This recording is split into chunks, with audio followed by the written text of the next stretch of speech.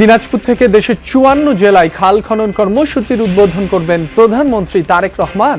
বক্তব্য রাখবেন জনসভায়, যোগ দেবেন সুধী সমাবেশে। প্রিয়জনের টানে বাড়ি ফিরছেন নগরবাসী। আজ থেকে ৫ জোড়া বিশেষ ট্রেন। শেষ কর্মদিবস হওয়ায় বিকেল থেকে বাড়বে ভিড়। এবার তো বেশ ভালো দেখলাম, কোনো ভিড় নেই, খুব সুন্দর, মানে শান্ত শৃঙ্খল একটা পরিবেশ। অনেক ভালো। আমি এর আগে কখনো ট্রেনে যাইনি, ঈদ যাত্রায় বাসে গিয়েছি, ফার্স্ট টাইম ঈদ যাত্রা, অনেক আনন্দ। কোনো ভোগান্তি নেই, আলহামদুলিল্লাহ। সুন্দর মতো সকালবেলা টিকিট করছি যাতে একটু আরাম এসে যাইতে পারি। ঈদের জামাতের জন্য প্রস্তুত জাতীয় ঈদগাহ মাঠ। ৩৫,০০০ মানুষ একযোগে আদায় করতে পারবেন নামাজ। নিরাপত্তায় থাকছে সব ধরনের প্রস্তুতি। নামাজি যারা আসবেন ওনাদেরকে সদয় অনুরোধ করব, ওনারা যাতে এমন কোনো কিছু না আনেন যাতে সিকিউরিটি পয়েন্টে কোনো হ্যাম্পার হয়।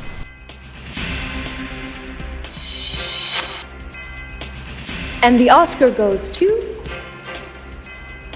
One Battle After Another, Paul Thomas Anderson. ৯৮তম অস্কার আয়োজনে ওয়ান ব্যাটল আফটার অ্যানাদার মুভির বাজিমাত বাগিয়ে নিল ৬টি পুরস্কার। সেরা শিল্পী জেসি বাকলে ও Michael B Jordan. And the Oscar goes to Michael B. Jordan.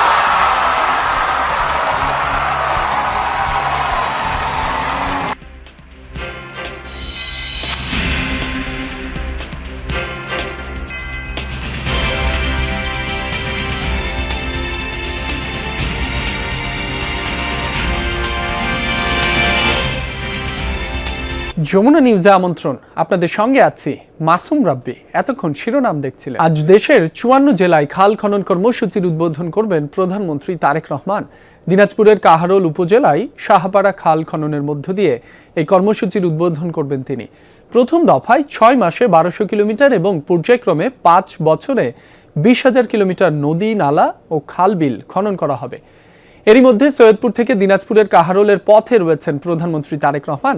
সেখানে পৌঁছে শাহপাড়া খাল খননের মধ্য দিয়ে একযোগে দেশের বাকি ৫৩টি স্থানে খাল খনন কর্মসূচির উদ্বোধন করবেন তিনি। উদ্বোধনের পর দুস্থ ও অসহায় পরিবারের মধ্যে ছাগল বিতরণ শেষে জনসভায় বক্তব্য দেবেন তিনি। বেলা ৩:৩০টায় দিনাজপুর উপশহর এলাকায় ফরিদপুর কবরস্থানে নানা নানি, খালা সহ নিকট আত্মীয়দের কবর জিয়ারত করবেন তারেক রহমান। বিকেল ৫টায় শহরের গোর-এ-শহীদ বড় ময়দানে দিনাজপুরের সুধী সমাবেশে শেষে ইফতার ও দোয়া মাহফিলে অংশ নেবেন। সন্ধ্যা ৬:৩০টায় দিনাজপুর থেকে ঢাকার উদ্দেশ্যে রওনা করবেন প্রধানমন্ত্রী তারেক রহমান। তারেক যে আসলে খাল খনন হলে আমরা এলে অল্প পানিতে ডুবে যাইত, হয়তো আর ডুববে না, এই জন্য আমরা এখানে আসছি। এখানে খাল খনন করলে মাছ চাষ করা যাবে, হাঁস পালন করা যাবে। বন্যার কারণে আমাদের ধানগুলো নষ্ট হয়ে যায়। এই নদীটা খনন হলে পানিটা সারাম বাইর হয়ে যাবে, আমাদের ষোলনা আবাদ হবে এই আমন সিজনের খাবারটা। খাল খনন কর্মসূচি খবরাখবর জানবো আমাদের সহকর্মীদের কাছ থেকে। শুরুতেই দিনাজপুর থেকে যোগ দিচ্ছেন সহকর্মী সাইফুদ্দিন রবিন। প্রধানমন্ত্রী তো সৈয়দপুর পৌঁছে গেছেন, খাল খনন কর্মসূচি সম্পর্কে বিস্তারিত তথ্য জানাবেন আমাদের। প্রধানমন্ত্রী ঠিক 10:10 নাগাদ সৈয়দপুরে পৌঁছান এবং সেখান থেকে এখন সড়ক পথে তিনি দিনাজপুরের এই কাহারোল উপজেলার এই শাহপাড়া খালপাড়ে, অর্থাৎ যেখানটায় খাল খনন কর্মসূচির উদ্বোধন করতে যাচ্ছেন এবং সমাবেশে যোগ দিতে যাচ্ছেন সেখানকার উদ্দেশ্যে রওনা করেছেন এবং পথেই রয়েছেন। পথে যথারীতি সেই বাসে চড়ে হাত নেড়ে সাধারণ উপচে পড়া ঢল ডিঙিয়েই তাকে আসতে হচ্ছে। রাবি, আমি যেখানে দাঁড়িয়ে আপনার সঙ্গে কথা বলছি এটিই মূলত খাল, অথচ বোঝার কোনো উপায় নেই, কিন্তু মনে হচ্ছে, দেখে মনে হবে ধুধু প্রান্তর মাঠ, কিন্তু এটি আসলে শাহপাড়া খাল, কিন্তু সেখানে খালের কোনো চিহ্নই নেই বলা চলে। পাশে একটু জায়গা দিয়ে ছোট্ট একটা নালার মতো কিংবা ডোবার মতো পানির সামান্য জমাট আছে, ছোট একটা ডোবা জলাধার হয়ে এখানটায় খালের অস্তিত্ব জানান দিচ্ছে। এই খালটিকেই পুনঃখনন করতে যাচ্ছেন প্রধানমন্ত্রী তারেক রহমান, বা এই খাল পুনঃখননের মধ্য দিয়ে দেশ জুড়ে খাল খনন কর্মসূচি, নদী, নালা, খাল, জলাধার খনন ও পুনঃখনন কর্মসূচির উদ্বোধন করতে যাচ্ছেন প্রধানমন্ত্রী। তার এই আগমনকে ঘিরে একেবারে প্রান্তিক এলাকা বলা চলে। আমরা যখন আসছিলাম সড়ক পথ ধরে একেবারে ফসল ক্ষেতের মাঝ দিয়ে ঘন বন পেরিয়ে বলা চলে এখানটায় আসতে হলো, কাঁচা মাটির পথ দিয়ে ধরে।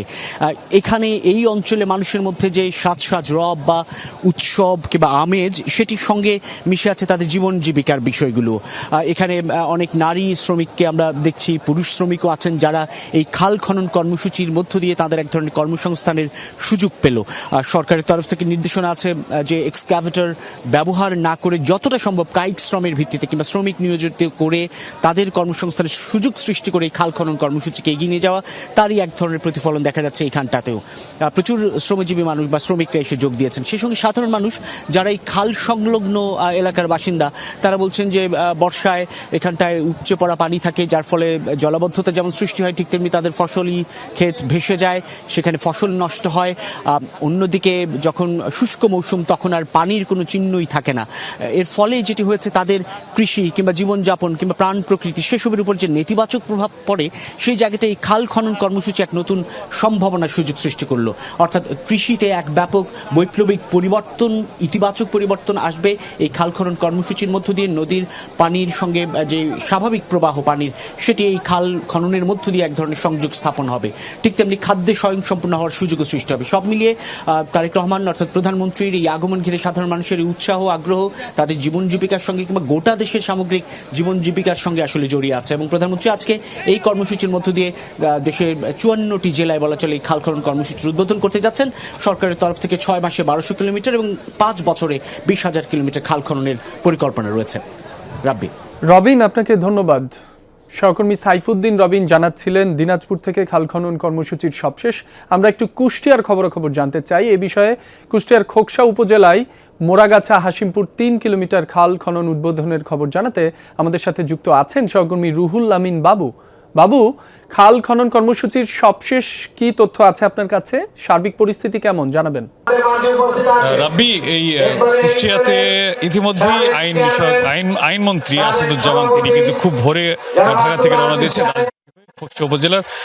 জাস্ট ওই একই সঙ্গে 11টার দিকে সারা বাংলাদেশে একযোগে যে খাল খনন কর্মসূচির উদ্বোধন করার কথা রয়েছে, সেটার কারণেই যদিও আগেই হওয়ার কথা ছিল কিন্তু একটু দেরি হচ্ছে, যে কারণে আসলে এখন পর্যন্ত আইনমন্ত্রী তিনি এসে খোকসাতে পৌঁছেছেন। তিনি ইতিমধ্যে রবীন্দ্রনাথ ঠাকুরের যে শিলাইদহ কুঠিবাড়ি সেটি পরিদর্শন শেষে এই যে সমাবেশ স্থল, অর্থাৎ এখানে যে মোড়াগাছা থেকে যে হাসিমপুর যে 3 কিলোমিটার খাল খননের কাজের উদ্বোধন করা হবে, ঠিক সেই সমাবেশ স্থলে তিনি এসে পৌঁছাবেন। তিনি খুবই কাছাকাছি চলে আসছেন, হয়তো 2-1 মিনিটের মধ্যেই তিনি এখানে উপস্থিত হবেন এবং হওয়ার পরে আসলে এখানে ছোট সমাবেশ, এবং সেই সমাবেশে কিন্তু স্থানীয় বিএনপির যেসব নেতাকর্মীরা রয়েছে তারা আছে এবং কুষ্টিয়ার 4 আসনের সংসদ সদস্য রয়েছেন এবং বিএনপির অন্যান্য যে নেতৃবৃন্দ তারাও কিন্তু এখানে উপস্থিত হয়েছেন এবং সাধারণ মানুষও রয়েছেন।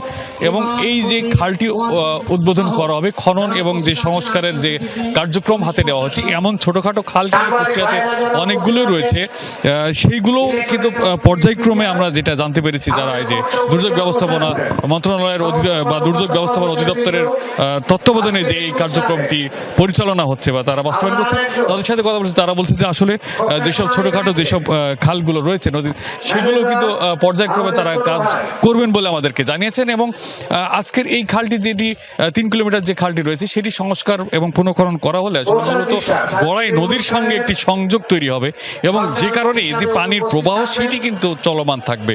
এবং এই যে খালের দুপারে যত ফসলের ক্ষেত রয়েছে, চাষিরা কিন্তু অনেক সময় পানির সমস্যায় ভোগেন, সেটি কিন্তু অনেকটাই লাঘব হবে এই খাল যদি সচল হয়। অর্থাৎ এমন খাল কিন্তু আরও রয়েছে, সেগুলো যখন পর্যায়ক্রমে সচল করা হবে, অর্থাৎ পানির প্রবাহ চলমান রাখা হবে, তখন কিন্তু আসলে সাধারণ কৃষক সহ এইসব অঞ্চলের মানুষজন কিন্তু উপকৃত হবে এরকম খাল সংস্কার এবং খননের মাধ্যমে। রাব্বি। বাবু, আপনাকে ধন্যবাদ। গত রাতে এক রিকশা চালককে পিটিয়ে মেরে ফেলার মিথ্যা অভিযোগে রাজধানীর উত্তরা স্কয়ার শপিং কমপ্লেক্স ঘেরাও করে ব্যাপক ভাঙচুর চালিয়েছে রিকশা চালকরা। এ বিষয়ে আরও জানাতে ঘটনাস্থল থেকে যোগ দিচ্ছেন সহকর্মী রিয়াজ রায়হান। রিয়াজ, রাতভর তো সেখানকার পরিস্থিতি বেশ উত্তপ্ত ছিল, বর্তমানে পরিস্থিতি কেমন দেখছেন জানাবেন?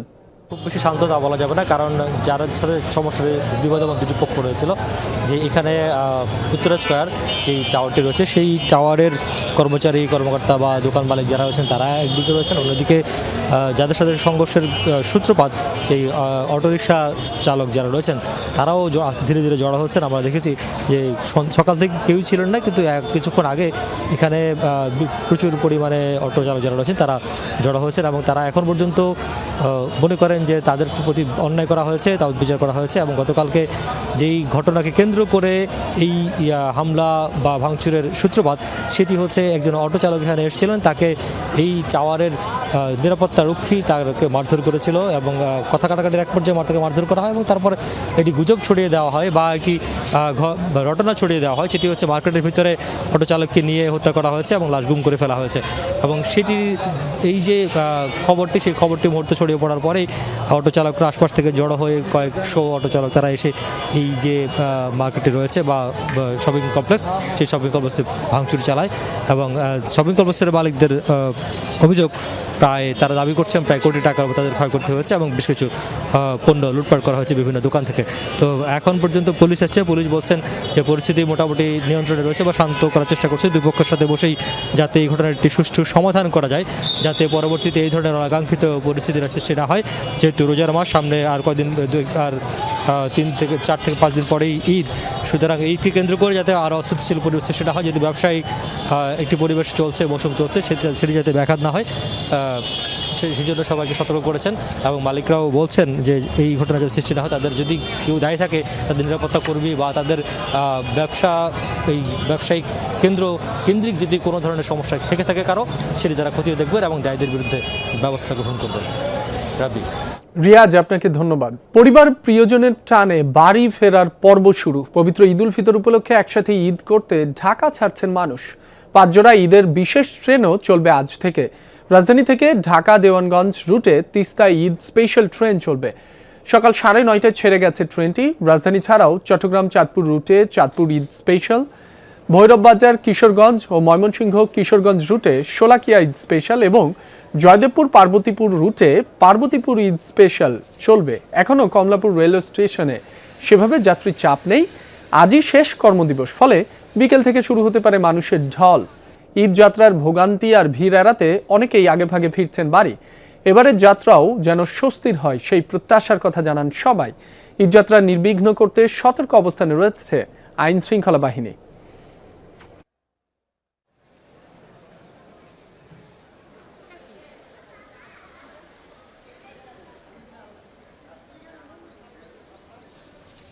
ঈদের দিন পর্যন্ত কোনো টিকিট নাই নতুন বৈরবে।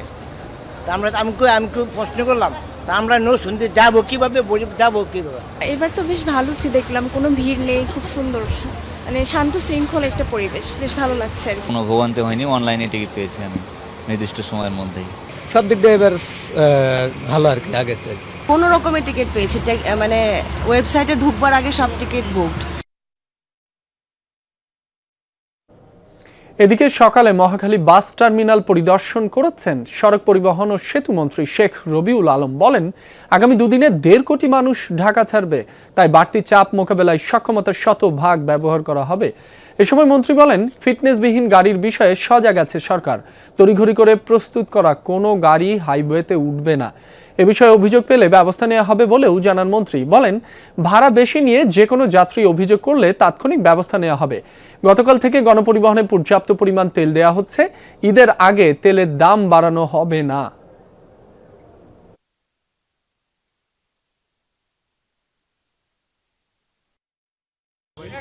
নির্ধারিত টাকার চেয়ে 1 টাকা ভাড়া নেওয়ার কোনো সুযোগ নেই। মোবাইল কোর্ট এখানে আছে, এখানে ভিজিলেন্স টিম এখানে আছে, এখানে কন্ট্রোল রুম আছে পুলিশের। যে কোনো যাত্রী কমপ্লেন করলে তাৎক্ষণিক ব্যবস্থা নেওয়া হবে এবং আমরা 24 ঘন্টা তৎপর আছি, 24 ঘন্টা।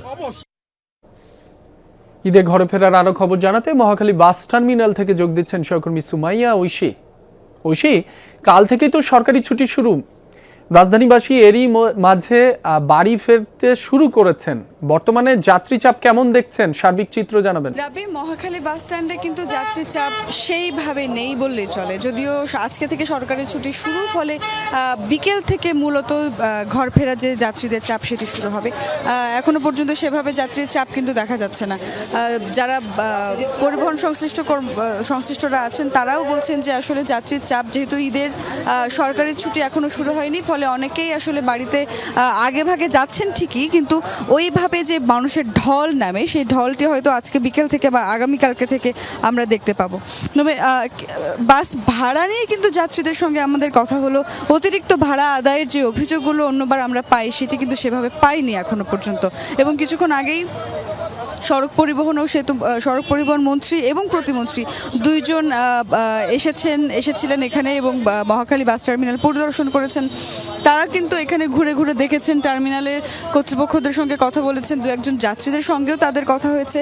তারাও কিন্তু আমাদেরকে জানিয়েছেন আসলে যে অতিরিক্ত ভাড়া এবারে নেওয়া হচ্ছে না, বরং কিছু কিছু জায়গায় নির্ধারিত যে ভাড়া এবং যে ভাড়া থেকে মাঝে মধ্যেই স্বাভাবিক সময় কিছু পরিমাণ ভাড়া কম নেয়ার প্রবণতা থাকে, সেভাবেই কিন্তু ভাড়া নেওয়া হচ্ছে। ফলে এখনো পর্যন্ত কিন্তু বাস ভাড়া নিয়ে সেভাবে গুরুতর কোনো অভিযোগ আমরা পাইনি।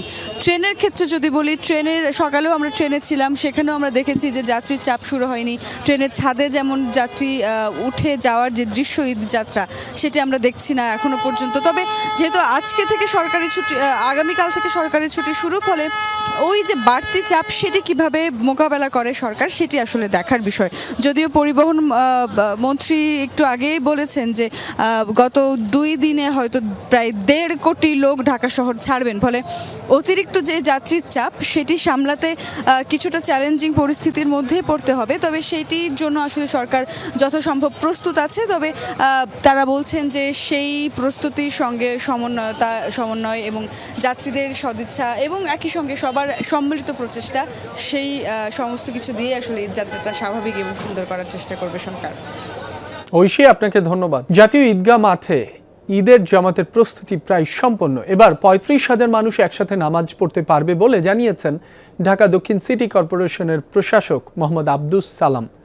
সকালে জাতীয় ঈদগাহ পরিদর্শন শেষে কথা জানান তিনি। বলেন, সার্বিক নিরাপত্তায় সব রকম ব্যবস্থা রাখা হয়েছে। প্রধানমন্ত্রীর নিরাপত্তা বিশেষ ব্যবস্থা থাকবে বলে জানান প্রশাসক। বলেন, ভিআইপি কাতারে থাকবে জায়নামাজ, ঈদ জামাতে নারীরাও অংশ নিতে পারবে, পর্যাপ্ত লাইট ও ফ্যানের ব্যবস্থা করা হয়েছে। এছাড়া ভ্রাম্যমাণ টয়লেটের পাশাপাশি প্রাথমিক চিকিৎসার ব্যবস্থাও করা হবে। বৃষ্টির জন্যও সব ধরনের প্রস্তুতি রয়েছে বলে জানান ডিএনসিসি প্রশাসক। কোন অবস্থাতেই যে সমস্ত জিনিসপত্র তার সাথে বহন করা যাবে না, ধারালো বা অবজেকশনমূলক যে সমস্ত কিছু আছে, সমস্ত পার্টিসিপেন্ট যারা আসবেন, নামাজি যারা আসবেন, ওনাদেরকে সদয় অনুরোধ করব ওনারা যাতে এমন কোনো কিছু না আনেন যাতে সিকিউরিটি পয়েন্টে কোনো হ্যাম্পার হয়।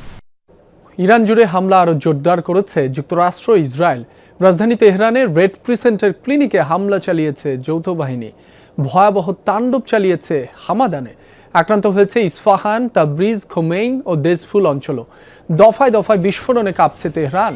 নিহত হয়েছেন বশিস গ্রুপের এক কমান্ডার। বন্দর আব্বাসেও পাওয়া গেছে বিস্ফোরণের আওয়াজ। ইস্ফাহানে ইরানের বিমান বাহিনীর ঘাঁটি লক্ষ্য করে চালানো হয়েছে হামলা। হামাদানে টার্গেট করা হয়েছে আইআরজিসির সদর দফতর ও বশিস গ্রুপের কার্যালয়। পাল্টা জবাব দিয়ে যাচ্ছে ইরানও। কুয়েতের আলী আল সালেম ঘাঁটিতে ড্রোন ছুড়েছে আইআরজিসি। বিধ্বস্ত হয়েছে ইতালির একটি এয়ারক্রাফট। দুবাই আন্তর্জাতিক বিমানবন্দরে হয়েছে ড্রোন হামলা। আগুন লেগে যায় একটি অংশে। তেল আবিব সহ ইসরায়েলের বিভিন্ন শহরে ব্যাপক হামলা চালিয়েছে তেহরান। একাধিক স্থানে ক্ষয়ক্ষতির তথ্য পাওয়া গেছে। ড্রোন, মিসাইল ছোড়া হয়েছে বাহরাইন, কাতার, কুয়েত, সৌদি আরবে। ইরানের বিরুদ্ধে যুদ্ধে সরাসরি নেটোর সহায়তা চাইলেন মার্কিন প্রেসিডেন্ট ডোনাল্ড ট্রাম্প। মিত্ররা যুক্তরাষ্ট্রের পাশে না দাঁড়ালে নেটোর পরিণাম ভালো হবে না বলেও হুঁশিয়ারি দেন। ফিনান্সিয়াল টাইমসকে দেয়া এক সাক্ষাৎকারে সামরিক এই জোটকে একমুখী রাস্তা আখ্যা দেন ক্ষুব্ধ ট্রাম্প। কি ধরনের সহায়তা চান জানতে চাইলে মার্কিন প্রেসিডেন্ট বলেন, যা যা প্রয়োজন তাই চান তিনি। বলেন, হরমুজ প্রণালী খুলতে সহায়তায় ব্যর্থ হলে তা নেটোর ভবিষ্যতের জন্য খারাপ ফল বয়ে আনবে। ঘনিষ্ঠ মিত্র যুক্তরাজ্যের অবস্থান নিয়েও হতাশা জানান। বলেন, ব্রিটিশ প্রশাসনকে ডাকলেও এগিয়ে আসেনি। যখন বিপদ কেটে গেছে তখন 2টি যুদ্ধজাহাজ পাঠাতে চেয়েছে। ইউক্রেন যুদ্ধে যুক্তরাষ্ট্রের ভূমিকা মনে করিয়ে দেন ট্রাম্প, বলেন হাজার হাজার মাইল দূরে থেকেও সহায়তা করেছে ওয়াশিংটন। ৯৮তম অস্কার আয়োজনে বাজিমাত করল ওয়ান ব্যাটল আফটার অ্যানাদার। সেরা ছবি, সেরা পরিচালক সহ সর্বোচ্চ ৬টি ক্যাটাগরিতে পুরস্কার বাগিয়ে নিয়েছে মুভিটি। সেরা অভিনেত্রী জেসি বাকলে এবং সেরা অভিনেতার খেতাব জিতেছেন মাইকেল বি জর্ডান। হলিউডের ডলবি থিয়েটারে জমকালো আসর মাতিয়ে রাখেন সঞ্চালক কোনান ও ব্রায়ান। বরাবরের মতোই যুক্তরাষ্ট্রের লস অ্যাঞ্জেলসে বসেছিল একাডেমি অ্যাওয়ার্ডসের আসর। তারার মেলায় পরিণত হয় ডলবি থিয়েটার। অস্কার খ্যাত জমকালো অনুষ্ঠানে আলো ছড়িয়েছেন হলিউড সহ বিভিন্ন দেশের তারকারা। সঞ্চালকের ভূমিকায় কমেডিয়ান কোনান ও ব্রায়ানের হাস্যরস মাতিয়ে রাখে পুরো আয়োজন। ৯৮তম অস্কারে বাজিমাত করল ওয়ান ব্যাটল আফটার অ্যানাদার। ফেভারিটের তালিকায় শীর্ষে থাকা ছবিটি জিতে নিয়েছে সর্বোচ্চ ৬টি পুরস্কার। সেরা ছবির পাশাপাশি মুভিটি পরিচালনার জন্য সেরা পরিচালকের খেতাব জিতেছেন পল থমাস অ্যান্ডারসন। হ্যামনেট ছবিতে অনবদ্য অভিনয়ের জন্য সেরা অভিনেত্রীর খেতাব জিতেছেন আইরিশ অভিনেত্রী জেসি বাকলে। রায়ান কুগলারের আলোচিত হরর ছবি সিনার্সে দ্বৈত চরিত্রে অভিনয়ের জন্য সেরা অভিনেতার স্বীকৃতি পেয়েছেন মাইকেল বি জর্ডান। রেকর্ড ১৬টি মনোনয়ন পাওয়া ছবিটির জন্য প্রথম নারী হিসেবে সেরা সিনেমাটোগ্রাফির পুরস্কার জিতলেন অটাম ডুরাল্ড। সেরা মৌলিক সঙ্গীতের পুরস্কারও জিতল সিনার্স। সেরা আন্তর্জাতিক চলচ্চিত্রের খেতাব জিতেছে নরওয়ের সেন্টিমেন্টাল ভ্যালু। রূপালী পর্দার জগতে বিশ্বের সবচেয়ে বনেদি পুরস্কার হিসেবে বিবেচিত অস্কার ১৯২৯ সাল থেকে এ সম্মাননা দিয়ে আসছে যুক্তরাষ্ট্রের academy of motion picture, arts and science. Dorothy Tasrin, Jamuna news. মৃত্যুর গুজব উড়িয়ে দিয়ে কফি হাতের সামনে এলেন ইসরায়েলের প্রধানমন্ত্রী বেনিয়ামিন নেতানিয়াহু। জেরুজালেমের একটি ক্যাফে থেকে ভিডিও প্রকাশ করা তার টেলিগ্রাম অ্যাকাউন্টে। এতে বেশ খোশ মেজাজে দেখা যায় নেতানিয়াহুকে।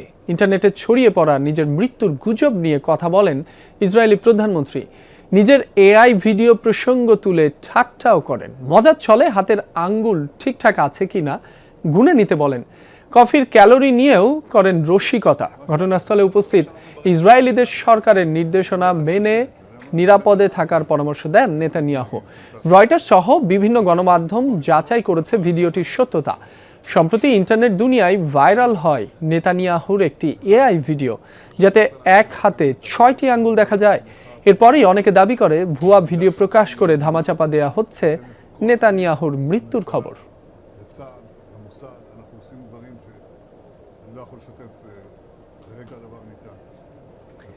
দর্শক, এই ছিল যমুনা নিউজে